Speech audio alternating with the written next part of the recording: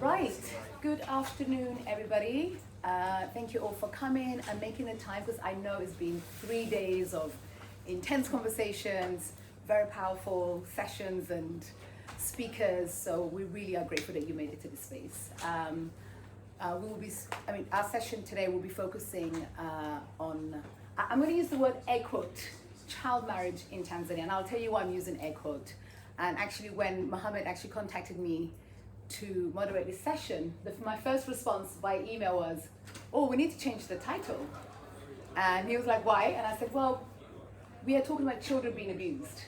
So I really want to start this session with us really, where we start reflecting on why we call this child marriage, because a child can never consent to marriage. So I want us to really start with that. Us challenging our biases, because we are carrying biases around us. So I want us to start with that. Just to give you a bit of a warning, this is a very difficult conversation, so you might have some triggers. Could be difficult. If you feel the need to leave the room, please do, and obviously one of the staff members will come and see you. So a better introduction. My name is Layla Hussein. I'm a psychotherapist by background. I'm also the current Global Advocacy Director for the Girl Generation, which is the biggest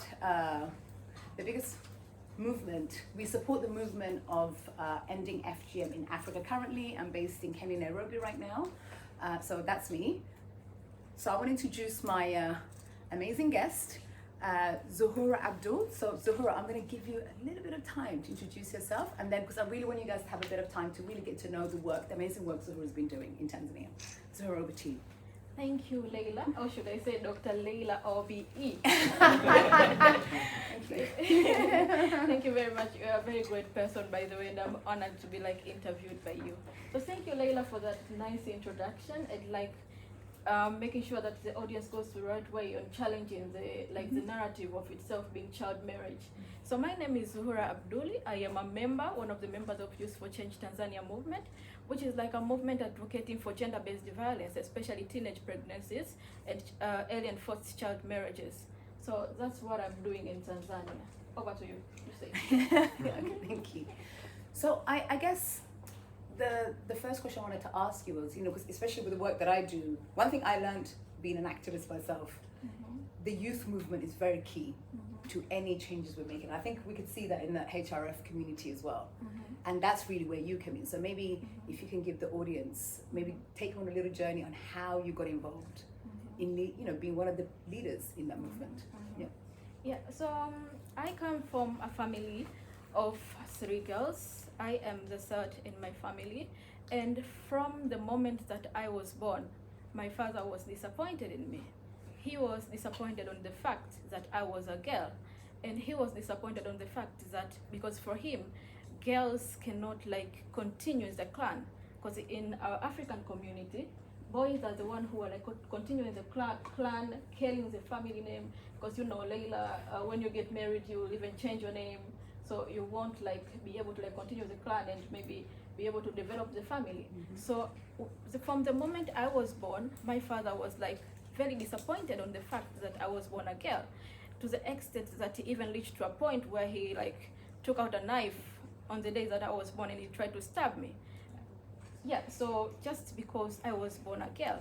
So from the moment I was born, and his frustration in all of those issues and the issues that he faced, he came to a point where he started practicing beating my mom. So I grew up seeing my mom getting beaten up. I grew up seeing my mom getting harassed and neglected, and he did a lot of things that made me feel like I don't belong. I had no community in which I can speak up. I can say, I can share my voice. So I became some sort of an introvert, but some sort of person who can deep inside, I'm hidden and cannot share my story. So it's a story in which it's very sad, and it's because I'm a girl, I had to hide myself and all those stuff. So my father used to call us cows. It's cows because we'll just be married off one day. It's cows because we cannot bring anything to the family.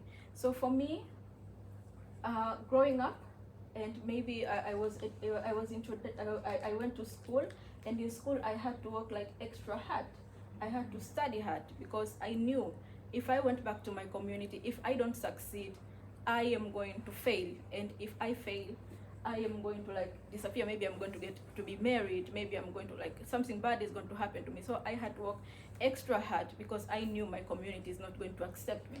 It was a lifesaver for you. Yes. A lot of people don't understand. Few people here went to school because they had to go to school. Yes. For girls like you, it was like a way your life out. depended on it. Yeah, it was a way out. It was like yeah. a way out. Yeah. So I had to study hard, I had to work hard, I had to give it like more than 100% in whatever I do. And it came with like positive benefits because I got recognized at school like being the best and all those stuff. But at the same time, my trigger, my push for me was because I was a girl. But at the same time, I could not like express myself. I could not be myself because going back home, no matter how much I succeed at home, and even at this moment, if I go back home, I'm still a cow. No matter how much like I do to like show myself as being as a person, if I go back home, I'm still like this person who is going to be like sold off being a cow. So seeing all of that and experiencing all of that, I got to join Youth for Change, which was one of the programs at Apply International. And when I joined that community, they got to support me and I got the counseling and I was nurtured into not thinking now that I'm a cow and now thinking that I'm a human being and I can make changes. And experiencing all of that, I am now speaking up for girls. I am telling girls that they should share their voices. I'm doing programs, I've participated in a lot of activities in which I tell girls to just share their voices, share their stories, and empower girls because that is like the future, the generations that we are supposed to be in. I think what you're describing very well, it's this system of patriarchy. Yes. And who in this room hasn't experienced patriarchy in their community? Who hasn't? Right, exactly. So all of us in this room can relate to this story. So it's not just something that happens in Tanzania. I think, because for me, when we're dealing with issues, when we see it as a single issue, we can't really, we can't solve that problem. We need to see it as a global issue. So for me, what you're describing is a patriarchal system, which fundamentally comes back to the control of the female body. So the moment you were born, they had to control your body. Even when you were saying, you said cow, but I know in my community, I mean, I was very lucky I had a father who was actually the opposite of he supported his daughters, he loved his daughters, but there was a bigger community that wanted to control me, even now. So you just call me Dr. Layla OBE, but when I go to family gatherings, I'm told, oh, you're just gonna bear children. That's really your role. So you're brought to this level, like you're nothing but someone who's gonna be carrying children. You're not seen as a sexual being, as a human being, right? Yes, Yeah. and that's actually very bad because going back to my community and participating in programs like Youth for Change and Apply International Tanzania and being nurtured and being counseled and finally getting to see like other girls and participating in programs, you get to see that girls are not only facing problems of being like seeing their mom being abused or being like emotionally abused or all of that. There are other major problems that girls are facing. Like we have issues like lack of proper menstrual hygiene. We have issues of lack of proper sexual reproductive health, and a lot of issues like restrictive laws in our community, especially my country. There are a lot of restrictive laws which restrict like girls their rights to be able to reach their rights. So it's like it's my problem is like the tip of the iceberg. My story is like it's like the tip of the iceberg. There's a high issue that we need to address in our community in order to make sure that we reach and achieve gender equality. So we need to get to the foundation of the problem. Yes. But it's what you said earlier. We actually need to respect girls and see them as human beings, because that's where it needs to start from. Because if we don't believe girls should have the right to go to school, have the right to access, like when we designed the Girl Generation program, we called it. We said it's a girl-centered approach. We want. Actually, you should have seen when I said to FCDO, this is a governmental department, and I said, we need to start building Love Village. The idea of even saying the word love for girls was like shocking. So that again says, we don't even believe little girls deserve love. Like that's really the environment we're talking about. Exactly. So if a girl can't access health, the right justice system, then where do you even start with that problem? So we need to get to the roots of the problem. Yes, we need to get to the roots of the problems, which it may be caused by a lot of issues. Like, for example, if you look at the issue of child marriage, it's caused by a lot of issues, like it's a complex problem. We have some traditional beliefs which are associated with that, and we have some economic issues which are causing that, because sometimes a girl is being married, or is being forced to get married so that they can get the bride price, number of cows that they can get, it's I guess I'm referring to the cows a lot. Hey, it means something. That they're going to get, and some of the girls, they're like forced with the life that they're living in, because you're living in a life which it's very poor. You have like walking long distances. I guess Norwegian cannot relate. Yeah. So you're walking long distances, like 6 kilometers to school, going back and forth, and on the way, you are meeting people who are like convincing you, like, hey, come here, you're seeing the easy way out. But when you come to think about it, like, you sit down and you will relax, and you know that this is not like the way that you're supposed to go with. So yeah. So I want us to expand on my opening statement, because one thing I've learned working in this space, especially being a Black woman, I feel like sometimes we come to spaces like this and then titles and views are imposed on us. Yeah. And this is a journey. I mean, over nearly two decades I've been doing this. I'm a little bit older than you. And language is very powerful, very powerful. And just the session, I don't know if anyone has been to the session with the Syrian activist. Just using the right language, as an audience member, you hear the reality of it. What we struggle with in the work that you and I do, what we constantly see is when you use the word child marriage. So when you use the word child and the word marriage, it doesn't even make sense. Because marriage is something two consenting adults commit to. So we can't even use the word marriage. What is, an adult man with a little child? So for me, it's why we're not using the actual word, which is pedophilia or child abuse. Because what we're doing, from my experience, and I'm saying this as a therapist, because as a therapist, I need to name what my client is describing to me. I need to help my client say what they're actually going through. By calling it something else, we're demonizing them. We are making it tiny, smaller. So when we say child marriage, to me, it sounds like it's bad, but hey, it's marriage. Yeah. So it's not that bad. We can't challenge it like we would pedophilia. So maybe what are your thoughts on that? Because and by the way, I got to that point. Do you see what I mean? It's something that I had to kind of really check all the time. But obviously, we can't talk about these issues without talking about race, because these language is only used when we're talking about Black and brown children. White girls would never be told this is child marriage. It's abuse, it's sexual assault. Yeah. So yeah, if you look at it in the perspective, marriage requires consent. Marriage requires love. But when you look at the definition of child marriage means the marriage of two people, and one of them is like beyond.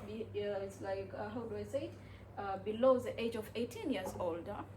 So we have one. Most of the time, it's one who's an adult, maybe 2 years older, and then there's a child.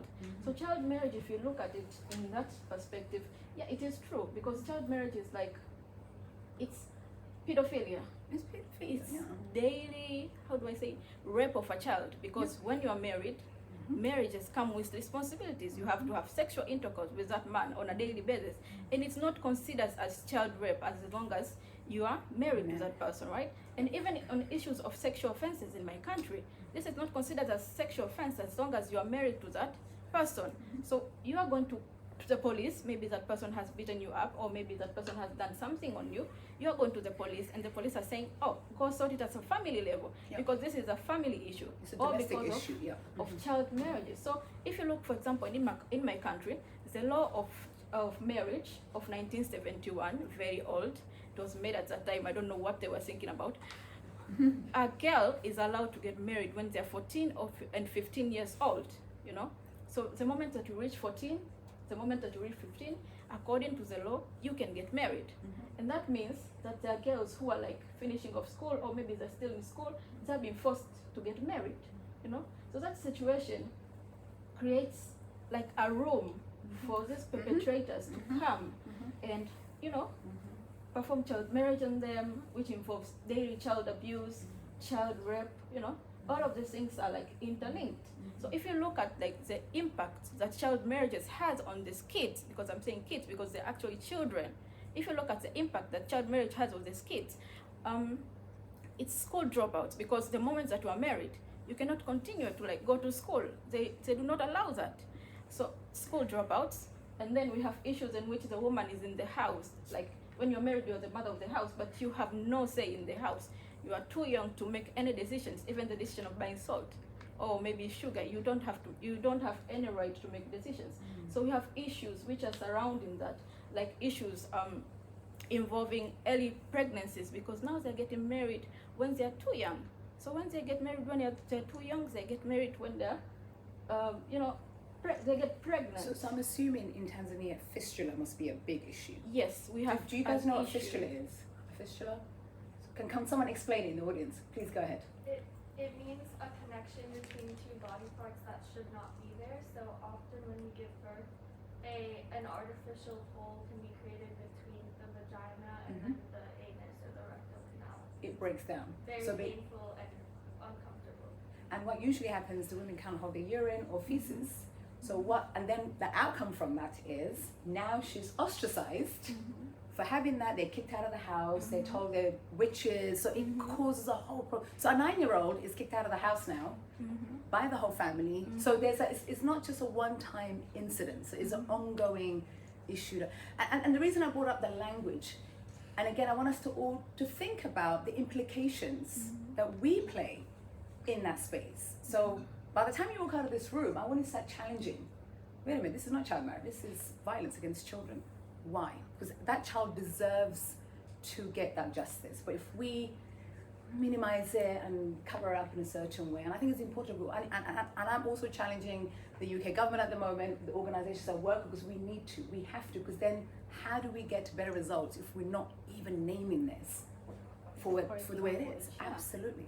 Yeah, because as you said, language is like the correct tools in which we can Absolutely, get our yeah. message. Yeah. So if we are like naming it in a way like we are hiding the proper. actual truth, Absolutely. we're actually making it like not being a bigger issue. Yeah. But if we call it like child abuse, child rape, It is and whatever it's pedophilia and whatever word that we can find that is actually negative, when people mention those words, they feel bad, and at the same time, they're going to act up on that. But when you say child marriage, it's like, oh, even the person you're telling gets confused. yeah, Oh, so child and marriage. Even with my work on female genital mutilation, now when I'm actually, the way I frame that, it's a serious sexual assault.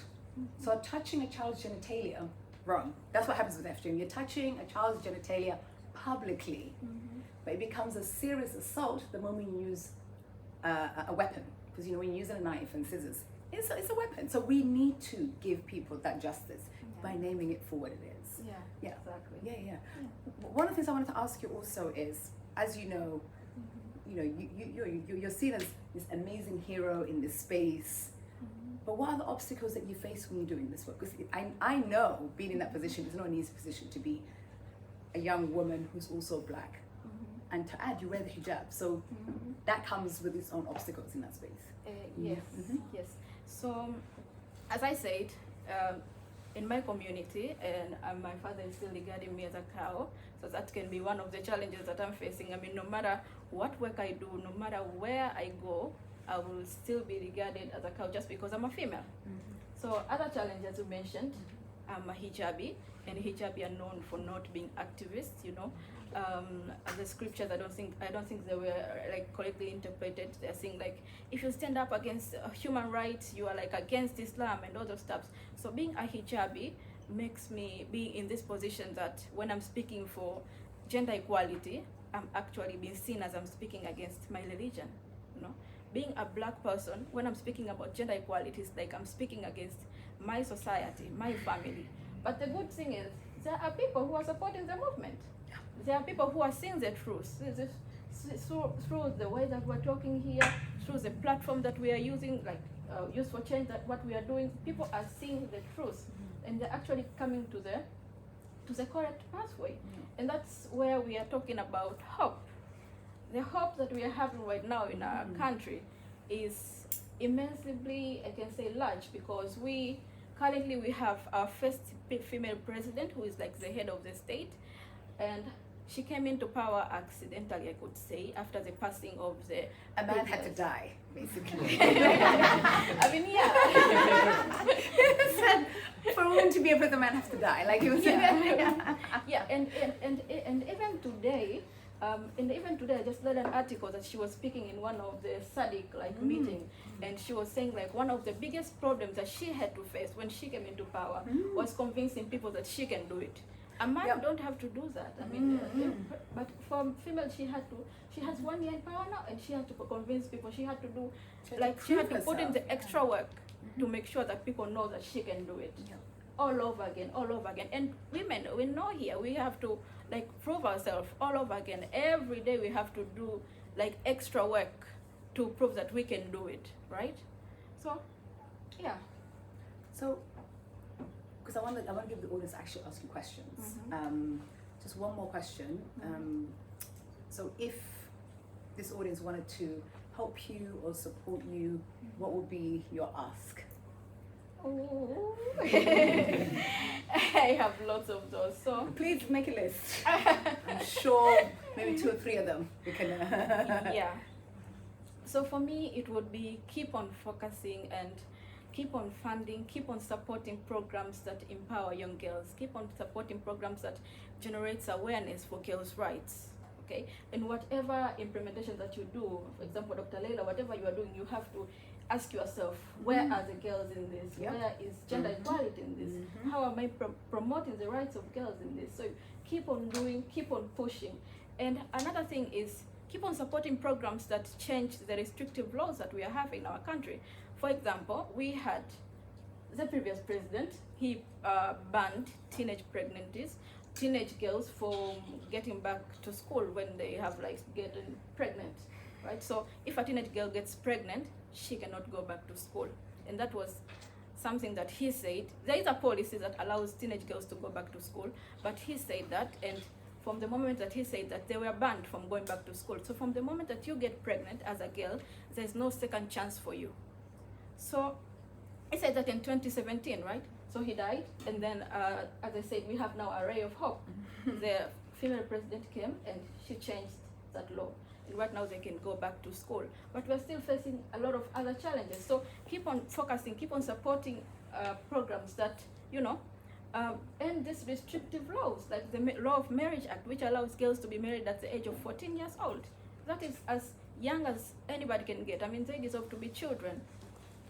Keep on empowering girls, and keep on supporting the voices of girls to be heard. Keep on inviting girls, young women like me, to come into platforms like this to speak up and share their stories. Because for me, I believe a story is much more important than figures, than charts, than platforms and all that stuff. So, for example, in my country, 36% of girls get married before their 18th birthday. And that's a figure, that's a number, right? But if you put that figure in, let's say, number of people who are getting married, that is, if you get the stories of those girls and tell them right here, that is going to be everybody is going to cry here. Everybody is going to say, this is horrible. To reframe what you're asking, because I remember when I was your age and I was an activist, there was always a little fear of what to really ask for. Let me be the older sister to make it very clear what you need. You need resources, meaning money. Bitcoin people, are you in the room? I've been hearing a lot of promises. This is where you need to really get involved in, right? So, because you can't do this work without money. It's lovely that Zuhura can sit here and give her time. But what happens with a lot of activists, there isn't financial support. That's something that you absolutely need. So I want to make that very clear. I'm going to teach you to really ask for those things. So resources, not for organization, but for you personally, I think is important. Those of you who work in policy, it's really important that you get involved and support you, because that's where you really make the changes. Is these laws and policies that really create this really toxic environments for girls not to go to school, right? And if you know any other platforms that you could speak in, get in contact, and more media coverage, more good coverage, not the sense of making it sound like a crazy place. Listen, hey, as Africans, we have our issues, but we love our country. Yeah. You know, we love that place. So so we need people who can, you know, we need media coverages that can actually show both sides. It's very important. Yeah, and for that one, I could say invest more in programs that raises awareness to people, because these problems that we are facing, these problems, they are caused by traditions, customs, and those customs, they were created. People grew up with them. They are like for hundreds of years, I don't know, since the world was created. So they are there for a long time. And in order to change them, we have to invest, we have to push harder. If we want to reach like the 2030 goals of UN, we have to push hard and making sure that we reach our goals. So we have to invest more, we have to fight, we have to like promote the agenda of gender equality in our country, in our continent, and in the world in general. And one really important question, and I always ask to any speakers, and this is something I'm trying to practice. With everything you're doing, how do you take care of yourself? That's the complicated one. So another ask, it's a retreat. And those who work in well-being, please get in contact with us, because you need your energy. Because if you burn out, you are no use to the campaign. You are no use to this work. Yes. And I'm speaking from experience, someone who's burnt out a few times. I don't want that for you. So maybe you haven't thought about that, have you? How to take care of yourself? I actually asked you this question. I really how do you take care of yourself? That's the first question you asked me, and I was like, wow, so this is how it should be done. But actually, if you look at me, for example, I am working 50% of my time. I am studying 50% of my time, and also have to do activism for gender equality. That is 100% and 50. So 150. So it's like, woo. So you also need volunteers to help you. Yes, we need people to actually. I'm trying to plan your self-care plan. Join the movement. We need people, because if there were lots of people doing the same, advocating for gender equality, Dr. Leila wouldn't have to put a lot of efforts in, promoting gender equality. So we need lots of people to join this movement, to join the fight, and making sure that girls' voices are heard. Absolutely. Yeah. And I actually liked something that you asked me, like in terms of make sure girls are always at the forefront. Because when we designed the girl generation, I remember I was part of the design team, and I called my daughter thinking, she's going to give me the right answers. I said, so, I've empowered you. What was that like? I gave you the power. And she went, oh. She goes, I didn't know you gave me power. And I was so offended by this, by the way. I was like, what? I gave birth to you. I gave you. But she said, I didn't know you gave me power. I thought I was born with my power. So all you did is to create a safe space where my power. So, because what we do in the world of development, who is that word? We're empowering girls. Empowering. And it's really, so for me, that's where I was really challenged in my work. Actually, girls are already born with power. But what we've done, we've created environments where we take away their power. So when you leave this room again, we want you guys to think about it in that context. Like, how do we make sure girls are, they remember they have power, and we create spaces where they can keep those powers. Yeah. Great. So I'm gonna open the floor.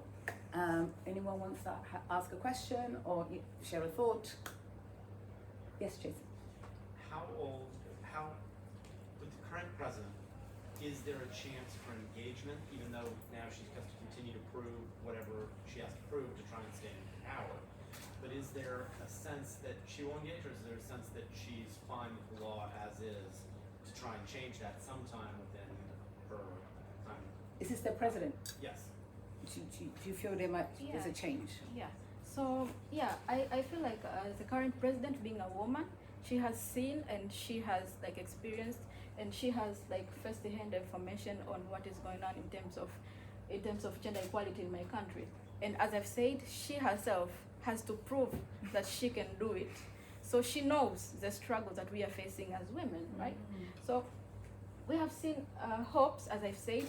One of the few things that she did when she came into power, not one of the first things, obviously, she had to take care of other stuff, but one of the few things that she did was to lift the ban that was on teenage girls not going back to school after they're getting pregnant. Which is a big deal in Tanzania. Yeah, which is a very big deal because she's showing us the way forward, and she's always pushing this female agenda. Girls, saying that girls are like, and even pushing the agenda and saying that girls, we can do it, and all of that. And even in her SADC meeting, which I've read, she's saying that in just 1 year, I've shown that girls can do it, and they can do it even more than anyone else can do it, right? So she's proving, she's like a ray of hope, and we just hope that more and more policies and laws, and she might even change, I don't know, the constitution in making sure that we achieve gender equality. So we have hope with her, although she's still a politician, and we just have to watch out. So yeah, so we have hope in what the work that she's Don't worry, doing. I had Theresa May back then, so she was not for women. I can tell you that. Anyone else? Question? Well, I appreciated your framing at the beginning around child marriage being the wrong term. It got me thinking, there's several aspects. There's, to your point about child abuse, child rape, there's sort of sexual enslavement, there's prevention of empowerment and education. And we've touched on all of these different points. I guess my question is, as you try to convince more and more people, what groups of society and what aspects of this, because it's a multivariate thing that's keeping women down, how do you think of that movement, and how do you frame this in such a way that it appeals to more people to make change? Yeah. You go first. Oh. I'm joining. Okay. So, in our approach, we obviously have a specific group of people that we want to approach, but then ending child marriage is like the entire society's problem. So we cannot focus on saying girls, let's make sure that this girl speaks up. Let's make sure that we have to use a multilateral approach. I don't know. Yeah. We have to use an approach that combines everyone. Everyone is included, including male, and that's why in our influencing, we are even influencing members of the parliament in making sure that they change the law. We are visiting the deep interior sides of Tanzania in making sure that we reach to those people who are affected, getting their stories, and we also talk to those leaders, traditional leaders, in making sure that their story they change their mindset, because at the end of the day, when these girls are experiencing these atrocities, and when the girls sometimes they know they are going to be forced to be married, they run to their traditional leaders, village leaders. So we use that approach in convincing the traditional leaders that this is bad. So when the girl comes, they actually feel safe. They have a safe haven in which maybe we cannot stay there when we go to do the programs and live there, because we have to come back and work and all the stuff. So we have to make sure that these traditional leaders are aware. And at the end, the heart of our programming, or the heart of what I'm doing, is changing the mindset, because that's where every problem lies in. That's where everything begins, with the mindset that's saying that a girl is not a human being. A girl cannot be like an equal partner. That is like the first thing that we are aiming and changing, and that's where wherever we are visiting, we don't care if it's a man, if it's a traditional leader, if it's a parliamentary, we are changing their mindset and making sure that they know child marriage is bad to begin with. Like Dr. Leila said, child marriage is pedophilia, child marriage is child rape, child abuse. So if you change their mindset, at the end of the day, you get positive results from the entire community, instead of focusing on a certain group, which we could have easily done and changed. I think within the context of Tanzania, it was very different to the context in the UK where I worked. The UK, for me, the approach myself and those who were working in my campaign took was, we went the route of influencing from a political perspective, because I knew that's who was holding power. I could be talking to everybody, but unless we change the laws and policy and actually use the law to start prosecuting people. So that was, for me it wasn't good enough that this was now we call it child abuse. Okay, then can you start prosecuting this as child abuse? So it's going to take a while. And it wasn't because of the Somali community or the other African communities in the UK. It was a British culture, actually, that had a lot of laws around women that was not very helpful to it. And I give you, for example, our domestic violence bill.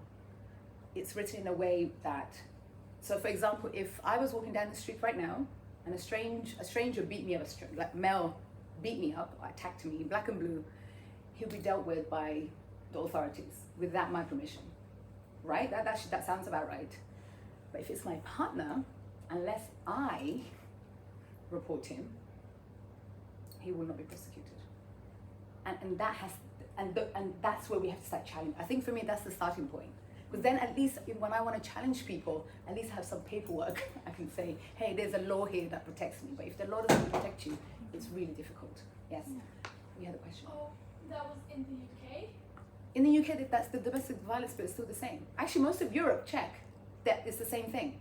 Most of Europe, that's why they have a domestic violence bill instead of just GBH, which is grievous bodily harm. So if you look at a lot of the laws for women, you'll see there are loopholes where, because it's your partner, it's a whole different approach. If you, for example, if your partner killed you, it wouldn't be necessarily murder; it would be a passionate crime or something. Let's see you there. Where's Kit, the lawyer? She's not here. She's out. Yeah.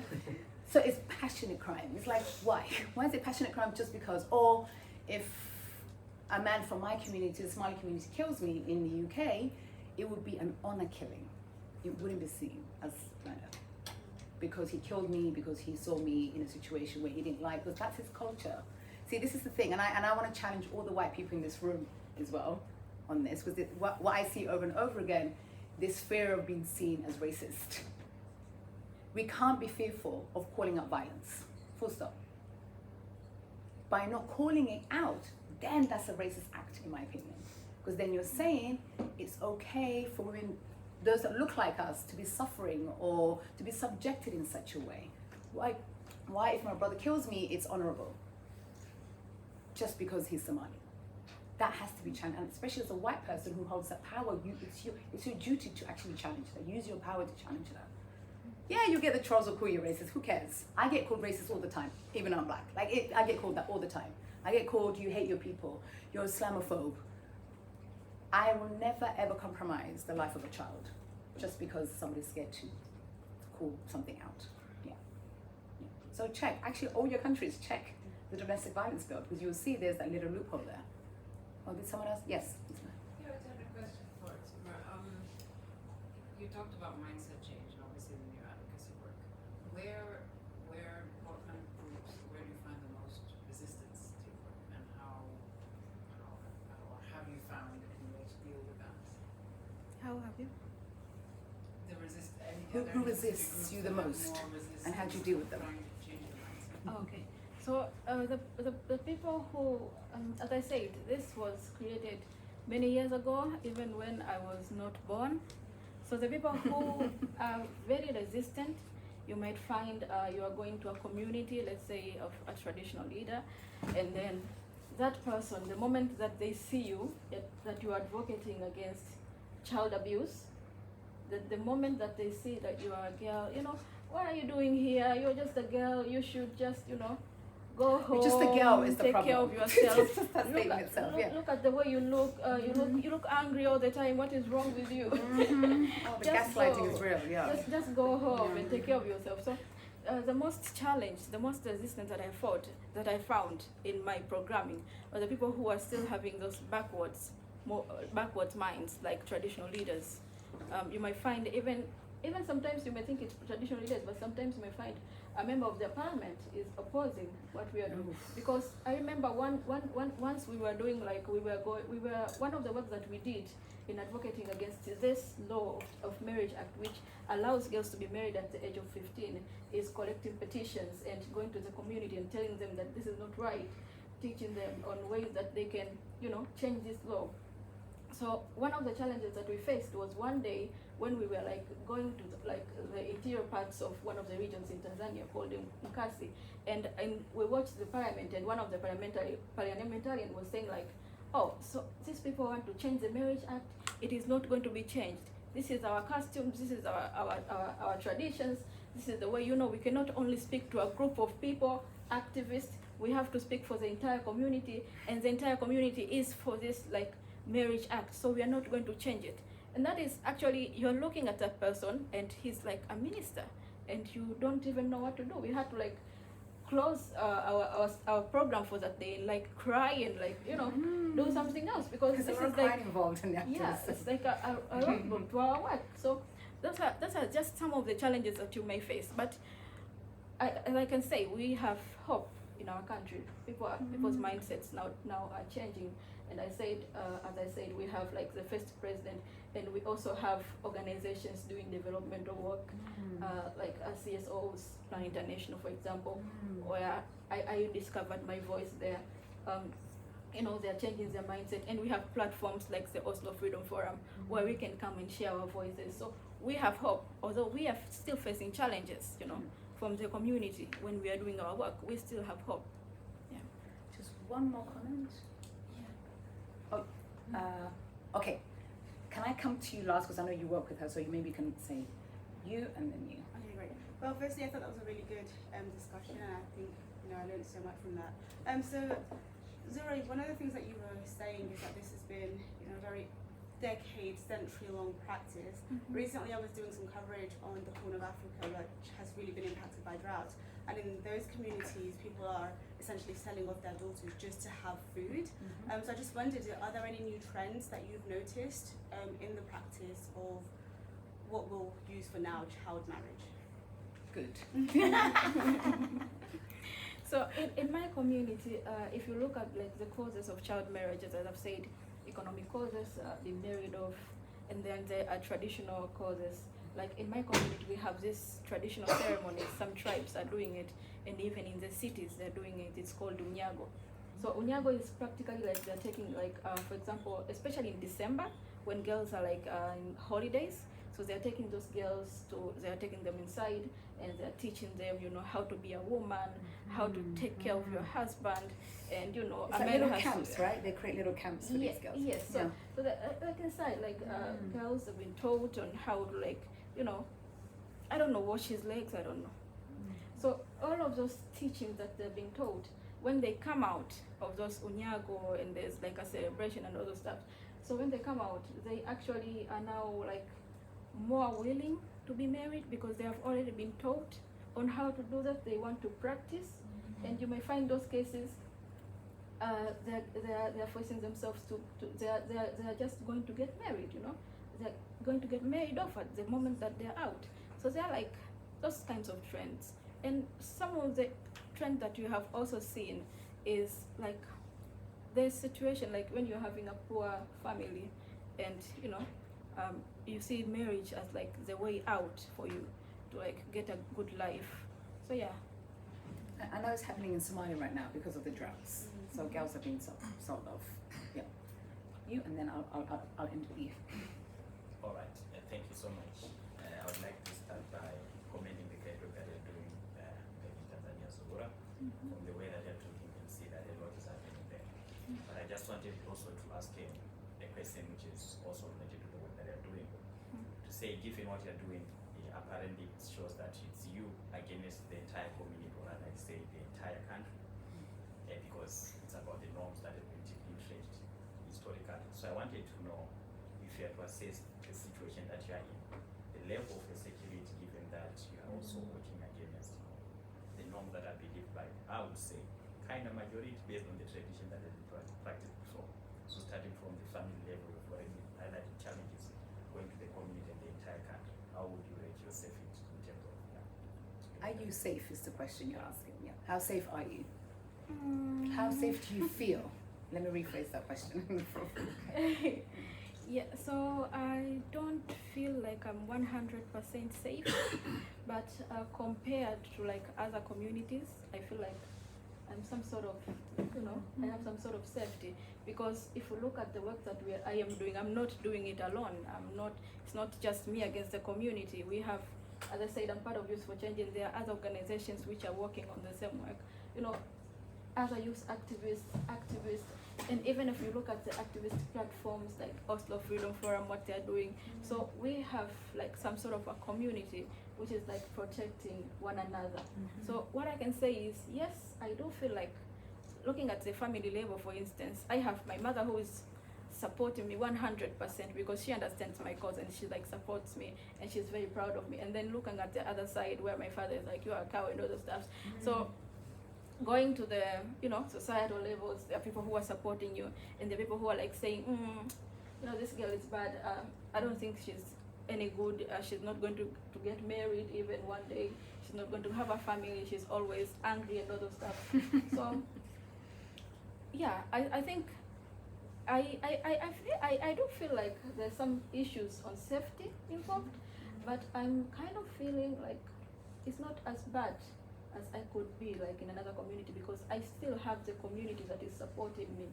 Like what I've said, I joined like Plan International, and they supported me, they counseled me, and they actually give me like they actually give me like a voice to be able to like share my story.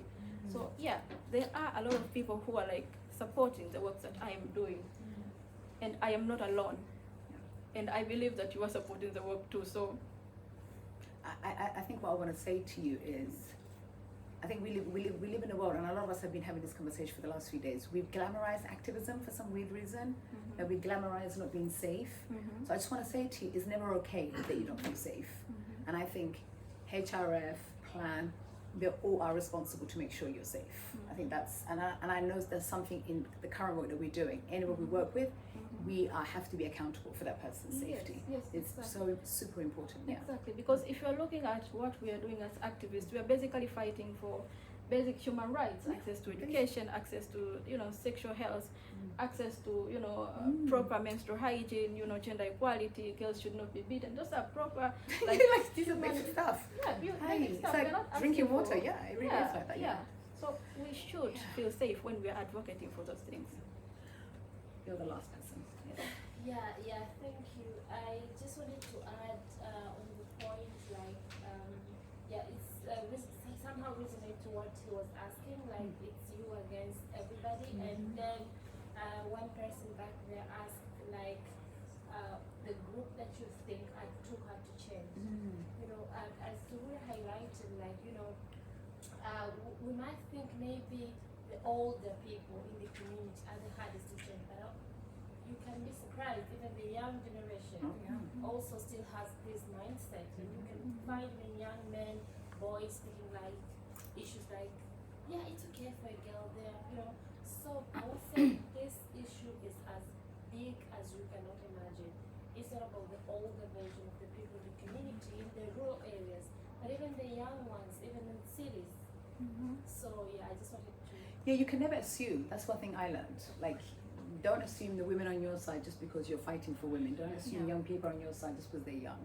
It's that safety checks you have to do at all times. Yeah. Well, we're gonna end it there. Thank you so much, Zuhura. Do you want to share your social media, like what do you call them? Social media tags? Oh my God, I'm so old. Handles. There you go. Or email that people can reach you out on, like. Yeah, so we have Youth for Change Tanzania, which is on Twitter, Instagram. You can reach us there. You can also reach us through Plan International Tanzania and Plan International Norway, and you can see the work that you are doing there. Can I check who's here from Plan so people can, so you don't just go up to, go up to all these people to support Zuhura's job. Yeah. There you go. Yeah. Great, thank you all so much.